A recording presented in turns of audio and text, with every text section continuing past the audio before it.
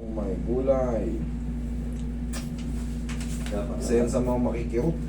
Mga Spondylosis disease, anterolist disease. nangangalay ka agad dito. Consider muscle spasm, fretus position to lumbar instability, grade 1 anterolist disease. So ano yung anterolist disease? Para masabayan nyo. Para makikita nyo rin yun.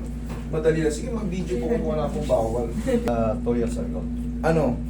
Dito lang sa yung hernia. Pero Hernia? actually, wala eh. Wala namang hernia. Napuksan ako eh. Bakit ka binuksan dito? Kaya sabi meron daw.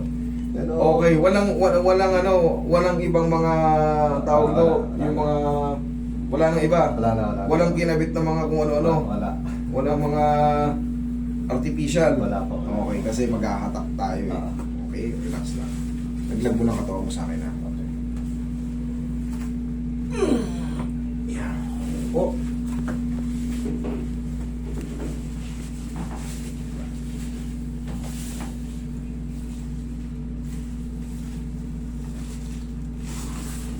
Higa ang patagilid, bossing. Ito ako umuulong sa'yo. Ito, yan. Kaya yung pressure pa ganyan. Yan ang umuulong sa'yo eh. Nagmumotor po ba kayo, sir? Minsan, hindi. Mamotor po. Pwedeng magmotor pero yung mga, alam mo na, pag lubak-lubak, bawal kasi yung ano, sa may mga ganyan. Hindi na healthy yung disc mo. Pag nasasandak ng malakas, kahit pa ilang beses ka magpa-therapy, pag nasanda ka sa motor, babalik yung kirot. Kaya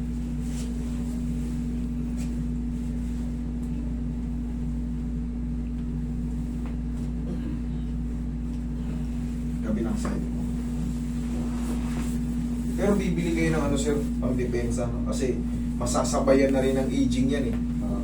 Isa na yun. Oo, masasabayan na yan ng ano. Isa Ngayon, na yun. pag umiidad tayo, alam naman natin, nagiging brittle tayo, nagiging unhealthy yung mga joint natin, tinutubuan tayo ng mga spar dahil sa kinakain natin. Relax lang.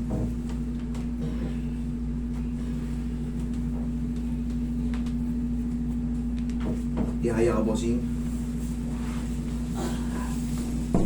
Saan ang opera ng hernia? Diyan.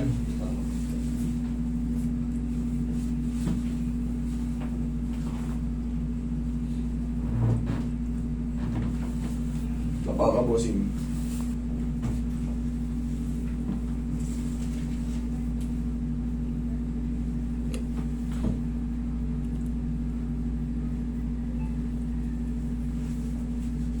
Ang lalabanan, relax na nga.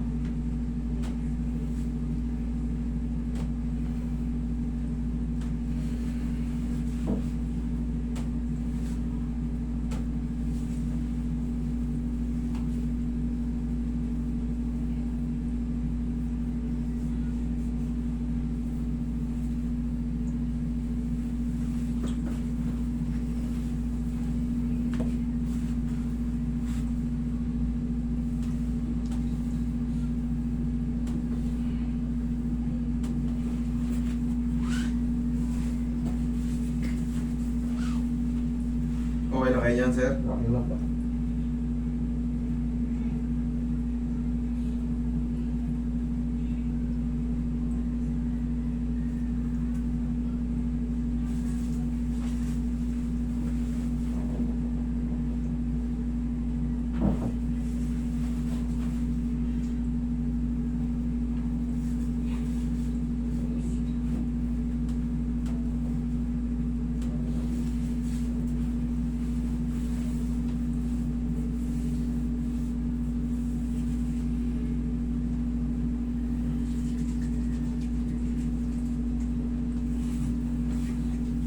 Sige.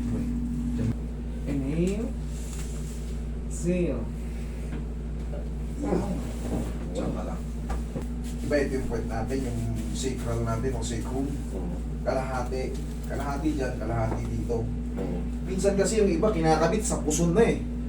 Hindi naman tayo buntis eh. Hindi tayo, yung iba sa puson nilalagay pag ganito. Hindi dyan ang kabit. Ang kabit niyan, hindi dyan. ang kabit niyan, i-halfway mo rito ng konti kasi ang itutulak natin itong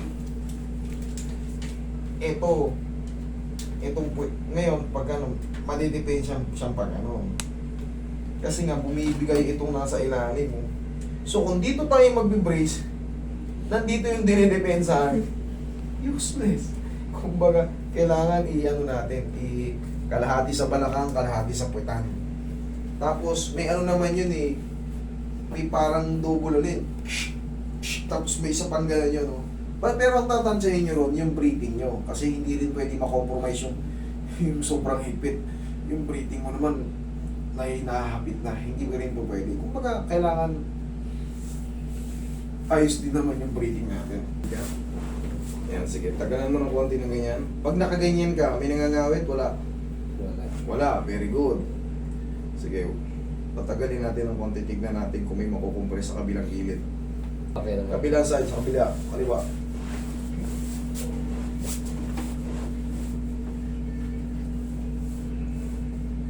Thank you, Lord. Okay po.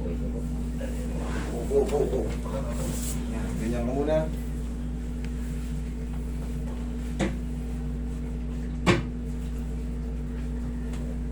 Tapos, kahit pa paano bumili kayo ng pau, para yung mga spasm dito, tignan mo yung unang-una, basahin mo kung ano nakalagay. Basahin mo kung ano. Ano nakalagay? Saan?